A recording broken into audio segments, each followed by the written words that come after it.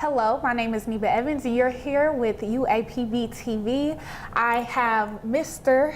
Dr. Steve Perry with me, and we're going to ask him a couple of questions. Glad to be here, Neba. Money, teachers / school, or home life, which is more important to high school student success? The people who teach them. More important than any other factor. How much money you make is irrelevant. How much money they're paid is irrelevant. How much money your family makes, where you live, background, all can be mitigated by a fantastic teacher. I understand.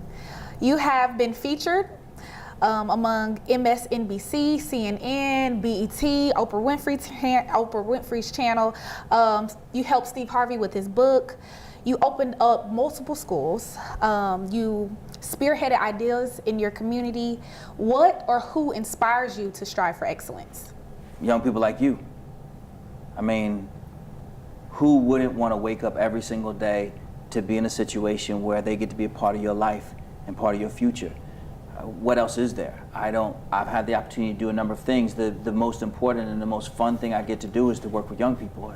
Like, I often say, honestly, I honestly pray to God that He not wake me up, that this not be a dream, that I might actually be living somebody else's life. I don't want that. I'm stunned that I get to wake up every single day and meet young people like you who have gigantic dreams bigger than any dream that's ever been dreamed before, and that I get to be a little bitty speck of sand on a beach rolling that. That's just awesome. Well, with that, you had a couple of quotes in your speech today, in your commencement speech, a wonderful commencement speech. Thank you very much. One is, there's no greater gift than to give. Just because you have made it here doesn't mean you have made it there, and you make a living or make a life. What is your quote, or what is the quote that you live by? Well, I think the greatest gift is to give. And it's tied to making a life versus making a living. Making a living is how you pay your bills. Make a life is how you pay back. Nobody's here by themselves. Nobody. I don't care how jacked up your home situation was. I don't care how disenfranchised you feel as a person, as part of the country. Somebody, somewhere, opened a door that you didn't see get opened, or literally put their hand on your back and say, I got you. We're going to be fine. Let's go. And I mean, so many people along the way have helped me that I would be embarrassed to try and start naming them, because I would miss someone and then I would feel really badly about it afterwards. So, as this year's commencement speaker for the University of Arkansas at Pine Bluff, what are your thoughts about HBCU's credibility? HBCUs are vital to the very existence of the black community, period. There is no more important institution to America than the historically black college, because if African Americans cannot educate African Americans, then the country as a whole has failed, both black and white. If we cannot put ourselves in the best position to be successful, if we are not self-sufficient, then this country has failed. There are very few, one of the reasons why I start charter schools is because it's the closest thing to historically black colleges. We get to start our own schools in our own community, and we get to use public money because we are the public. And we don't have to wait for a failed system to come in and tell us what is right and what is wrong. We can create our own system. Too many people are led to believe that the school system that has failed us since forever has some hope of being successful. It doesn't. It's not going to work. It's not because there aren't smart people in it. It's not because there aren't good people in it. It's because it's broken. It's like if you get an old, broken down car. You can paint it. Not going to change. It's still broken. So when did you first come up with this idea that you wanted to create your own charter school, or start a charter school? Yeah, so I don't know that I'd say around 2001. I didn't start off, I guess I did start off as starting a charter school, but I say that because the first school that we started was a magnet school, which was under the school system, which was its own headache. But I was going to traditional schools and I was looking at what they were doing and what they weren't doing. And I thought, I mean, I could suck as bad as they do. Yeah. And I could do my kids dirty like they do my kids dirty. What if somebody actually put our kids in a situation where they believed in them and they gave them access to a quality education. They put high expectations on the people who teach them. They made everybody accountable for what it is they're supposed to do. I get so sick and tired of hearing stories of black, Latino, and poor white kids going off to college feeling stupid, feeling like they did something wrong. First paper you get back, the professor just annihilates you. And you think, oh my God, I had good grades in high school. What did I do wrong? You didn't do anything wrong. The system is wrong because it said that because you live in a certain area, that's where you're supposed to go to school. It's not the money that was spent on the education, it's the fact that the people who are educating those kids are not committed to putting forth a world-class education. That's just it. I understand. What is the most difficult challenge getting 100% capital prep students into college? Sometimes our kids, when we get them, have been so beaten by the system, and what I mean by the system is this notion that you are not supposed to go to college, to get them to believe, nah, you're good, like you can get there. That's usually the biggest issue, to change their mind. But other than that, anybody can send 100% of their graduation on to four-year college. Any school could, if they made that commitment. They just don't. Most of them are comfortable saying to a kid, you go to 2-year school, or you could go to the military, or you could get a job, or you go do hair. All are good things. All are very important to the economy. But if they're fallbacks and you make that somebody's fall forward, that's the problem. So how do you personally help these students, or help the students into changing their mind about a greater education? Well, it starts with hiring really talented people who love them and who respect themselves enough to not put forward some foolishness as what's considered an education. So that, it starts there. It starts there. Okay. Well, we will definitely be back with a couple more questions. Please stay tuned. You feel it from the moment you enter our campus. It's a legacy of greatness. We are the Golden Lion family, committed to innovation and truth. We all come from different places, but now call the Pride Lands home. Whether it's the sciences, arts, or business, we're shaping the minds that one day will reshape the world. The University of Arkansas at Pine Bluff. Become a part of the Pride. You are back watching UAPB-TV. I am Neva Evans, and we're talking with Dr. Steve Perry. Dr. Steve Perry, do charter schools have as many school shootings as public schools? Do they approach prevention differently? So statistically, no, not even close. But it doesn't mean, the school shootings are their own issue. I don't think that they can be assigned to any particular school type, because they could happen anywhere.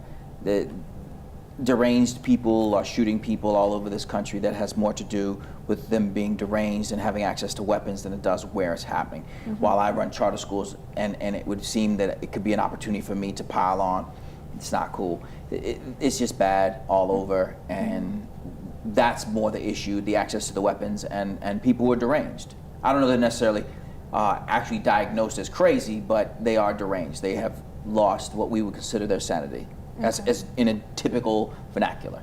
But it's also important to note that every charter school and every traditional school is not the same, meaning we're all not run the same. However, what separates us as charter schools is at the end of the day, we live or die based upon, maybe a bad analogy given the start of this conversation, but we exist or don't exist based upon our ability to provide a very important service to our community.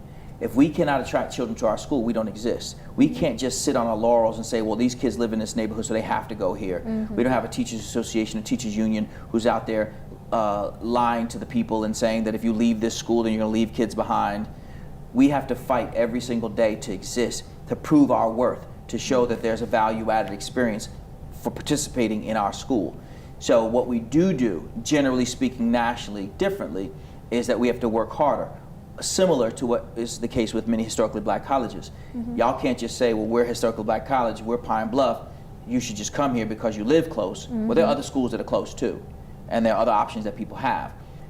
For Pine Bluff to exist, for the Golden Lions to thrive, your president, your faculty, your students, your athletic department, your science department, all those folks have to be rowing in the same direction, going hard to make sure your alumni have to go very hard to make sure that people understand that this is the place where you need to spend your money and send your children.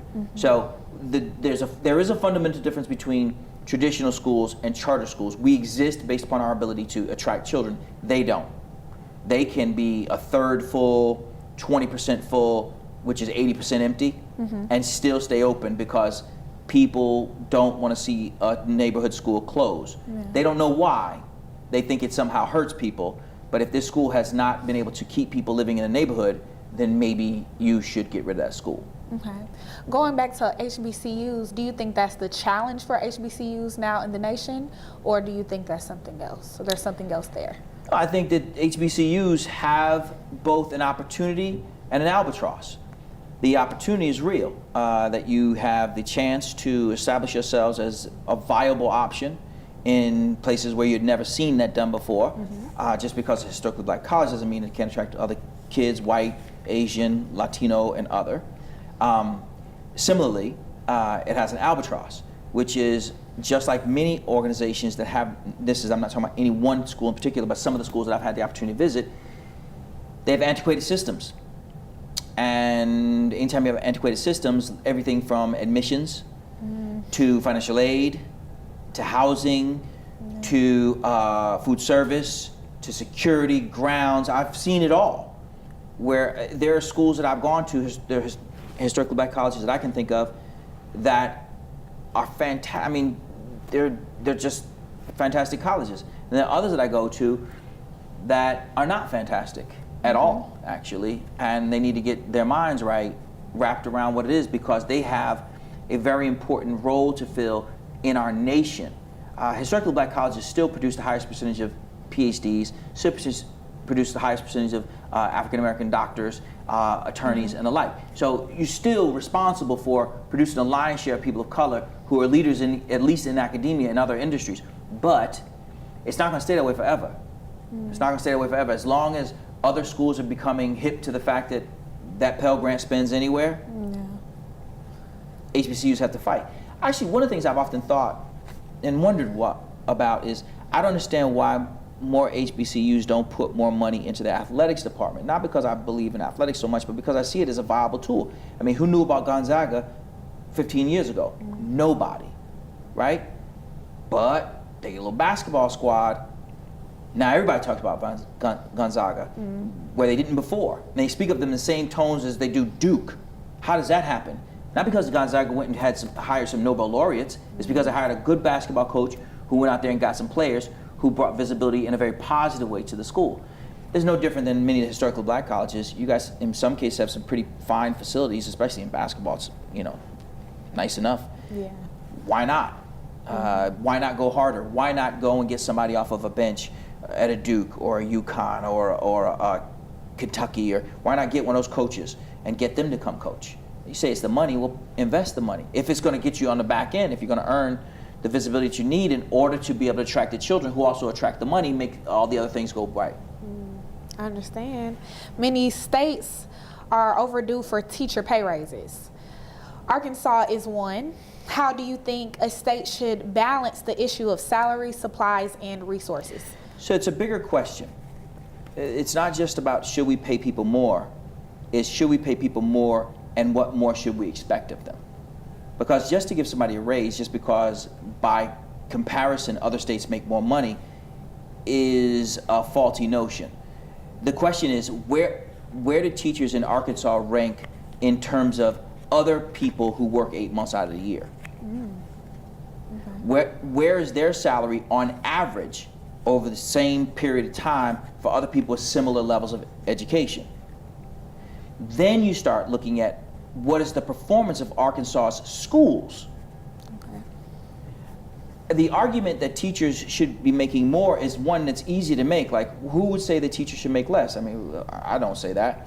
But I'm saying if I'm going to pay you more, you got to do something that proves that you're worth more money. Not just because other people are getting it. What does that mean? That's like one person says, well, she's making the same, she's doing the same job that I'm doing, but I make more money. Okay, well, I make more money because I'm better at it. What we don't ever take into consideration is the actual performance. I think that the best teacher should be paid the most. One of the reasons why we never have this conversation is because we don't ever push back. When teachers say, we need more money, people think, well, yeah, that's a hard job, you should pay more money. Okay, what is more? Like, what's the number? Give me a number. They have to make it, like, tell me what the exact number is that more is. And if I give you the more, then what are you gonna do? Are you gonna do better? Are the kids gonna perform better? Because Arkansas, unfortunately, has one of the lowest academic performances in the United States of America. In fact, would in some cases rank in like a second world country. Not okay. Not because the students who grow up here are dumb, not because the parents don't care, it's because we have a system here that is not expecting the most out of all children. That's a fact. Because these same students can go to colleges and universities throughout the country and world and make an impact. Yeah. I'll take kids from Arkansas, bring them up to Harlem, let's go.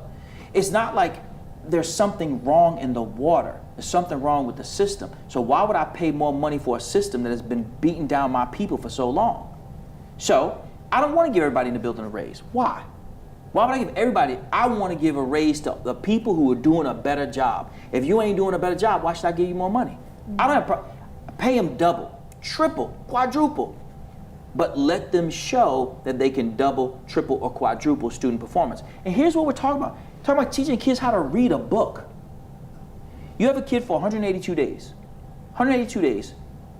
You have them for 6 hours a day, 7 at some schools, 5 days a week. How is it possible to have it such that every 5-year-old can't read a book? Every 5-year-old can be taught to read.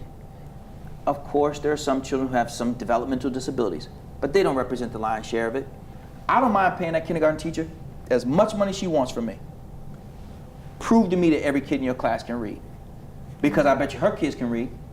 I bet you her biological, the kids she's raised, I bet you they can read. So you could teach somebody how to read. And I don't want to believe that your kids are somehow inherently smarter than the kids that you're being paid to teach. So I think pay what people are worth. They're worth what they can produce. That's just what the economy dictates. And keep in mind that when we give everybody a raise, we have less money to give to everybody. So if we have $100 split between 5 people, then we can only move up so much. But if we have $100 and we have 5 people, some people make $3, some people make $20, some people make $16. There's incentives in there, and now let's get to work.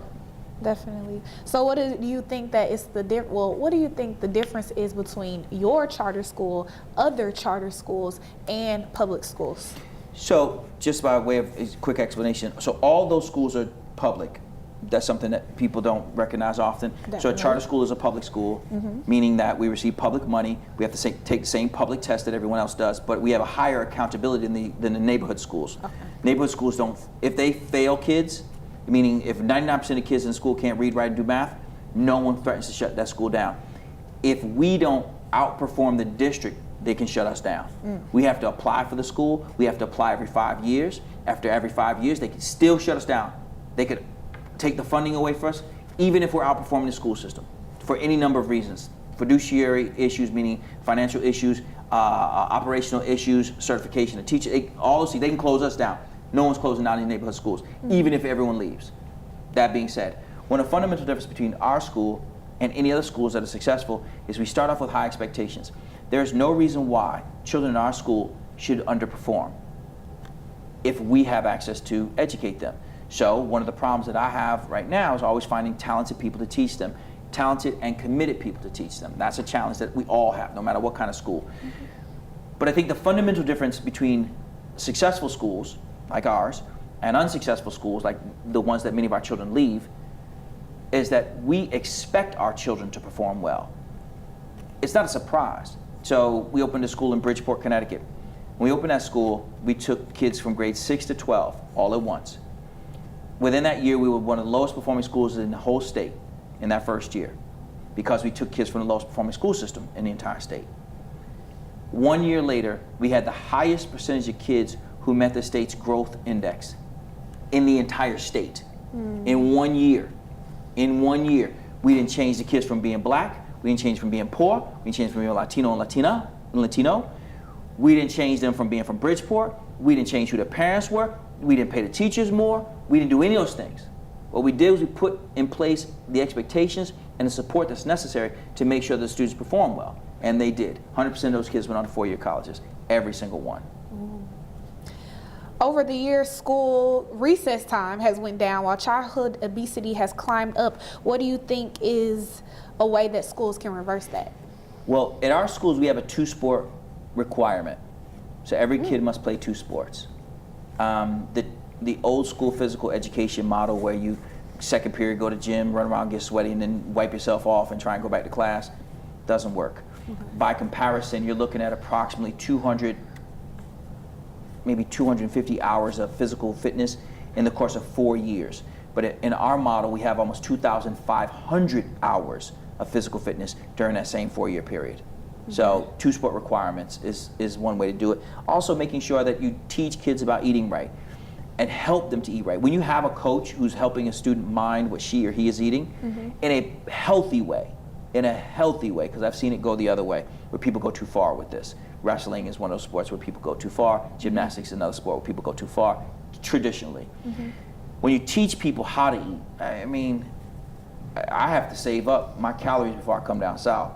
Because y'all, the portion control is not the thing It's down not. here. We're going to give you all the greens and the yams. Oh my God, I'm not going to eat tonight. I ate today, lunch. I'm not eating again tonight. I can't. I peach cobbler for lunch. Oh my God. Every Wednesday. Blackened catfish. Come on, man. Hot sauce. Whew. Spaghetti with cheese. Oh man, and the thing is, I could have kept eating, except for it actually was starting to hurt to eat. It was just that good. Food is amazing. So another thing is make the food nasty, because it's too good. We can't at UAPB make it nasty. We definitely cannot. What are some of the similarities you've seen from people making their way out of homeless shelters and becoming successful for their next level of education? Well, I think that regardless of where you come from, whether you come from a shelter or you come from a chateau, it's all about your approach to life. There are opportunities that are different between those, and they should not be understated. But the fact is that I just met a woman last week whose husband committed suicide. And she has the most amazing disposition. And one would think that she would crumble, but she's found a way to fight through that. What we find is that the human experience is powerful, or the human spirit is indelible. And because it is, that means that people can overcome circumstances. Doesn't make it easy, I'm just saying that it's possible. And my job as an educator is to make sure that our children understand that just because this is where you started, you ain't got to end here. Well, Dr. Steve Perry is coming out with a TV show. Yeah. A TV show. Can you please tell us a little bit more? Yeah, so this is the sneak peek. The show is called Breakthrough with Dr. Steve Perry. It's going to air on Fox. Okay. It'll air after either The Real, depending upon where you are, The Real, Wendy Williams, your local news, TMZ, Page 6. It's on that same network. And I'm excited. It's a great opportunity. It's called Breakthrough with Dr. Steve Perry because what we do is we take people through some really difficult issues and they come out, a lot of fun, some tears. Some tears? Some tears. A lot of tears? Sometimes, but it's powerful though. You're gonna really like it. It starts in January, on January 7th. January 7th. January 7th, but you won't get it here. Y'all gonna have to push for it. I know, right? Clutch the pearls, right? Clutch the pearls. It's gonna be on in Los Angeles, New York, Detroit, Atlanta, Charlotte, Houston, Orlando, and I'm not sure where else. But y'all gotta push for it so that it comes down here. Okay, well, we will definitely push for it in Arkansas, especially in Arkansas Pine Bluff. We cannot wait to see this show. I cannot wait to see this show. And I thank you so much for being here. Thank you so much for the commencement speech that you gave. It was absolutely wonderful. That's cool you say that. Thanks. And we'll definitely take care. Please take care. Thank you, everyone who is watching. Thank you very much.